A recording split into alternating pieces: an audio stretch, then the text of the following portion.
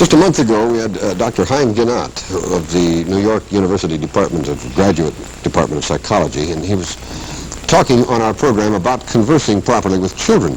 And he was not only quite amusing, but he was extremely, he had a great deal of wisdom, and the response was overwhelming. We heard hundreds of letters that you wrote in connection with Dr. Ginott's appearance here. One viewer, I have a couple of quotes here, wrote, "I learned more in 10 minutes from that wonderful Dr. Ginott than I learned in all my years of training as a psychologist and school teacher." There's somebody with credentials praising.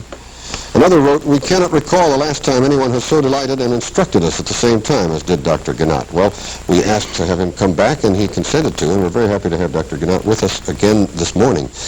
Dr. Ginott, I believe that aside from asking the name of your most recent book, which I want to give again so that people will have a chance to get it, it's called Between Parent and Child. Macmillan published it.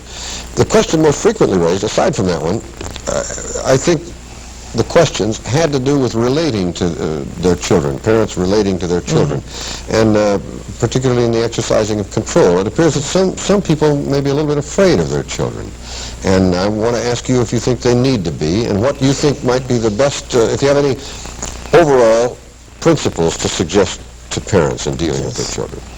Well, we assume several things. One is that no parent wakes up in the morning planning to have a battle with a child. That no mother says to herself, today I'm going to yell, nag, humiliate, or spank the child at 11 o'clock or 12. You know, there's no schedule for it. In fact, if anything, it's the opposite is true. They get up in the morning saying, today it's going to be a nice day, no yelling. I'm going to turn a new leaf. 10 minutes later, they are fighting and What happens in the meantime? Apparently, decisions are not enough, that one needs skills in conversing with children. And when I work with parents, what I suggest to them is several skills in relating to children. After all, what do we want?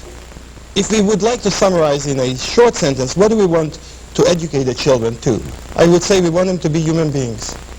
Martin Buber said it in one word. He says, I want my child to be a mensch, which means a human being with concern, with care, with, one who is committed on a better life for all human beings.